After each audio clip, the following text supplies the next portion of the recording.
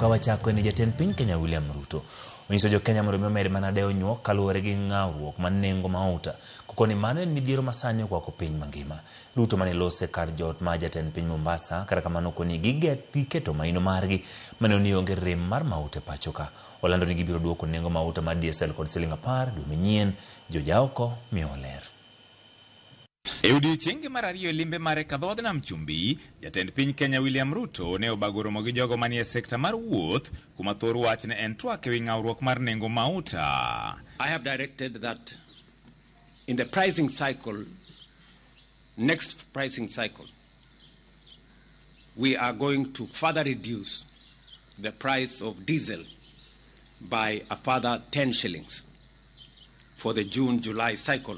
Kai, jatend piny ne okoni midhiero mar nengo mauta en kaluwore gi lweny madhi nyime kind piny Amerika, Iran kod Israel, gino morocho chenro mag meli machwalo mauta e pinje mopogore. This is not a crisis affecting Kenya alone. Countries across Africa, Europe, Asia, and the Americas are all struggling with rising fuel prices, fuel shortages, and disruptions in supply. Jatend piny ne komachielo seyo paro mar dwaro ni ogol moko kuom osuru ma ichulo e mauta koramo ni chenro mamoko mag piny owacho itayo kaluwore gi osuru ma kamago. There are those asking government to remove all taxes and levies on fuel immediately.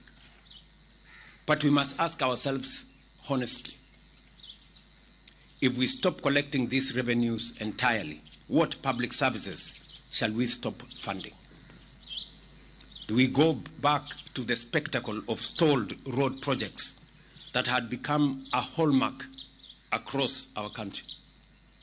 Do we stop the fertilizer subsidy that is enhancing food security?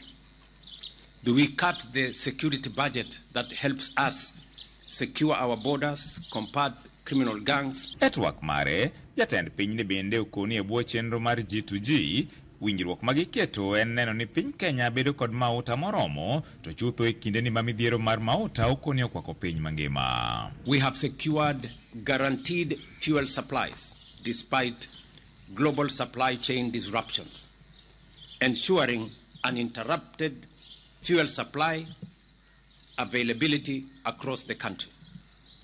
The arrangement has stabilized fuel pricing compared to the old spot market system, where prices fluctuated sharply every month. E seche gogo, jogo manie sekta mar wuoth ne jolando ni koro gichungo ng'anyo margi bang' timo winjruok gi jatend piny Kenya ewi moko kuom ng'ur mayande gichwalo. After these good deliberations we have had with His Excellency, we are saying that the strike that we had suspended